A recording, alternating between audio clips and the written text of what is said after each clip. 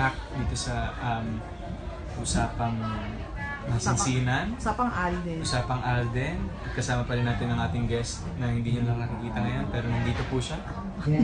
Si Mr. Rix. Baliw. Sige, question din na. Ba't ka nag-artista? Ito mo lang. Magkwentuhan na lang tayo. Ba't ka nag-artista? Siseryosohin ko ba yung sagot? O? Siyempre seryoso. Ay, ako naman ay nag-artista dahil gusto ng nanay ko. Hindi ko naman talaga gusto to kasi wala akong self-confidence nung bata pa ako. So sabi ko, parang hindi ko deserve kung ano man yung mga nakukuha ko ngayon. Ay, kung ano yung pwesto ng pagiging artista, hindi ko siya deserve. Tapos, just so happen, after mamatay siya, si mami, nagkaroon ng opportunity, nabigyan ako ng chance to be part of the industry. So, grinab ko kasi kailangan namin ng pera. Literally, not for anything else. Kasi after nung mamatay yung mom ko, nag-resign yung dad ko sa work. So, wala siyang work that time. Tapos, kuya ko, nag-school pa. Tapos, mag-aaral pa kami parehas magkapatid. So, kailangan namin talaga ng pagkakakitaan. So, trinay ko na, sinubukan ko na mag-artista para sa So, ano ang dream job mo talaga? Dream job? Dream job ko talaga ever since maging astronaut, tapos naging piloto, tapos naging waiter. Hindi, if ever kasi, feeling ko kung, since mahal ang tuition fee ng pagpapilot, tas baka hanggang business course lang yung makaya namin, feeling ko doon ako magsa-start, mag-waiter muna ako. Kasi yung dad ko, doon nag-start eh. Nag-start siya as waiter bago nag-climb up ng nag-climb up. So feeling ko yun. Pero, yung pag-aartista, hindi talaga. Hindi talaga? Hindi talaga. Hindi ko siya pinangarap. Okay lang. Minsan pag nanonood ako ng movies, pinapanood ko sana may ganun din ako someday. Pero hindi siya seryoso kasi ito yung mga tinatawag nating suntok sa buwan na pangarap. Alam mo yun? Tapos pag nakuha mo, oh God, sinasabi ko sa inyo iba yung feeling. Nakakaiyak. Yung pes mo dati nung bata, naisip mo ba na mag-artista? Kung alam niyo lang yung itsura ko dati na payatot, na mas malaki yung katawan, mas malaki yung ulo kaysa sa katawan.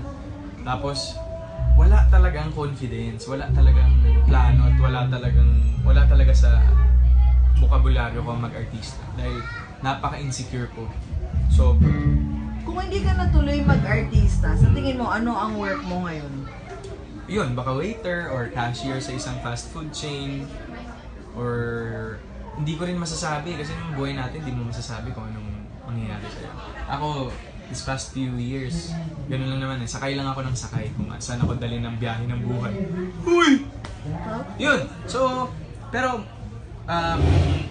realidad ang titignan natin. Siguro average employee sa isang company or isang restaurant, ganyan. Business, kasi yung line ng family namin, puro managers. Okay, yun yung... Yun, so baka puro manageran, ganyan. Ano ang nami-miss mo? Sa pag-ano? Oo.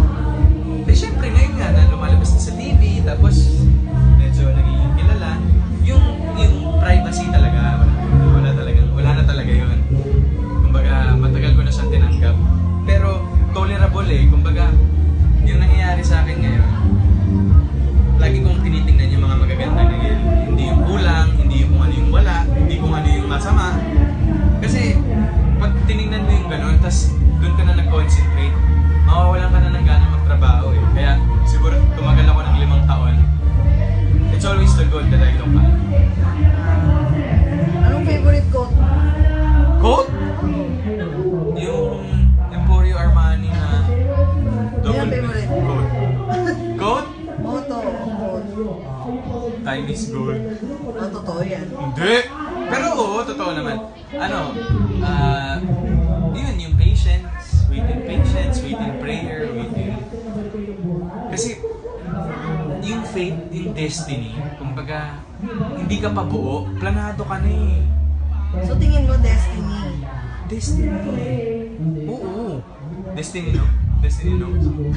Hindi. Tayo sa buhay natin, kasi may mga bagay tayo na na-experience. Pero ang maganda kasi doon, meron tayong free will. Meron tayong choice. Kung ano gusto natin gawin doon sa moment na binigay or doon sa blessing na ibinigay. Kasi receive natin from Him. Binibigyan niya tayo ng free will to do things on our own. Kaya, hindi napapasama, hindi napapabuti, it's always a choice. So siguro ako, yung choice ko, siguro I've been, yung gut feel ko kasi, yung pakiramdam, yung pakiramdam,